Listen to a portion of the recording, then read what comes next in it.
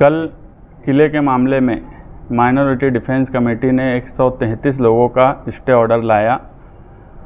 आज जो बाकी लोग बचे थे उनके ताल्लुक़ से आज पिटीशन दाखिल की गई। कल साजिद अब्दुल रशीद मुकादम उन्होंने हमसे कांटेक्ट किया और कहा कि यार तुम्हारा वकील दो और इसमें क्या हमारी मदद कर सकते। तो आसिफ शेख साहब और मेरी बात हुई कि मुखालिफ भी हो तो वो लोगों के घर हैं और किसी के घर पे आँच नहीं आना चाहिए। और अल्लाह का करम हुआ कि आज उनको अभी 8:30 बजे हेयरिंग बोर्ड पे मैटर लगा और उनको भी सेम ऑर्डर किया गया जो पीछे 133 लोगों के लिए था, वही ऑर्डर इनके ऊपर भी लागू रहेगा। 17 जून तक इनको भी स्टे दे दिया गया है कि कुछ भी डिमोलिश नहीं करना। हम लोग वर्चुअल हेयरिंग में भी हाजिर थे और कल जब साजिद रशीद मुकादम ने और जावेद अब्दुल सत्तार इन्होंने हमसे कांटेक्ट किया तो क्या पेपर बनाना है, कैसे बनाना है, हम रात में भी उनको बताए, सुबह हमारे वकील को भी बोले, हमारी लीगल टीम थी। हम इस मामले में सियासत से उठकर उनके लिए कोशिश किए और काम किए और अल्लाह का करम है कि उन लोगों को भी स्टे मिल गया।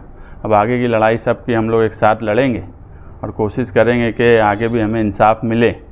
मैं एक बात आप लोगों को साफ बोल दूं, मालेगांव शहर की आवाम को, कि इस मामले में अव्वल दिन से माइनॉरिटी डिफेंस कमेटी वो लीगल कार्रवाई की तरफ जा रही थी। आज अगर कल स्टे नहीं लाए होते, इससे पहले भी हमको स्टे मिला हुआ था, अगर ये बात मौजूदा एमएलए समझ लेते तो आज जितनी जल्दी करना पड़ा ये सब की नौबत नहीं आई होती। कानून को समझना चाहिए, लेकिन हमने सबकी मदद की, हमने कोई सियासत नहीं की। हमसे जो कल से उन्होंने हमसे मांगा पेपर वर्क, वकील ये वो हमने सब कुछ करा उनके लिए और सबके लिए कोशिश करना ही ज़रूरी था, क्योंकि वहाँ के हालात आज मैं दिन में गया था, औरतें बच्चे एक आस से देख रहे थे और लोग दुआ भी उनके लिए कर रहे थे। ये सच बात ये है कि जो ताकत लगी थी फिरका परस्तों की और सरकार जिस हिसाब से कार्रवाई की तरफ जाने के लिए थी, ये लोगों की दुआ का ही असर है कि ये सब लोगों को भी स्टे मिल गया और पहले जो लोग थे उनको भी स्टे मिल गया। एक दिन में ये कैसे पॉसिबल हो गया ये? देखिए, पहले से पिटीशन दाखिल था हमारा 133 लोगों का, ड्राफ्ट पूरा बना हुआ था। कोई और वकील के पास गए होते तो कोई भी एक दिन में करने की पोजीशन में नहीं रहता, कर ही नहीं सकते थे, मगर पूरा ड्राफ्ट बना था। हमारा ही एमपी वासी जो हैं उनका ही एसोसिएट पूरा काम किया। आज सुबह से वो लोग थे, क्लर्क से लेके वकील, सब से मेरा मुसलसल कांटेक्ट था और उनका ही ड्राफ्ट बना हुआ। सिर्फ जो नए पिटिशनर थे वो नाम ऐड किए, इसीलिए फ़ौरन वो पिटिशन तैयार हो गया और फ़ौरन दाखिल भी हो गया। प्रोडक्शन लिया गया उस पर और प्रोडक्शन ले के मैटर को 8 बजे के टाइम पे कोर्ट ने टाइम दी थी, वो 8 बजे लगा। अगर पिटिशन पहले से तैयार नहीं होता तो कोई भी एक दिन में लगा नहीं सकता था। ये कोशिश हमने की और ईमानदाराना कोशिश की।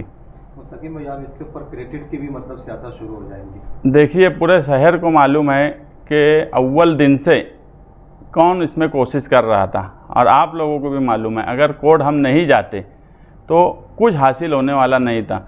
आप भी देख लो प्रशासन डिपार्टमेंट किस तरीके से कोशिश कर रहा है। अगर इस तरीके से कोर्ट में नहीं गए होते तो कुछ हासिल नहीं होता। पूरे शहर को मालूम है माइनॉरिटी डिफेंस कमेटी की तरफ से आसिफ शेख साहब, मैं, हम ही लोग कोशिश कर रहे हैं और आज भी ये लोग हमारे खिलाफ के लोग हैं, मगर उसके बाद भी उन्होंने हमसे मदद मांगी तो हमने हमारी लीगल टीम दी। हम क्या पेपर बनेंगे रात में उनको व्हाट्सएप पे भेजा, वो सब स्क्रीनशॉट है हमारे पास।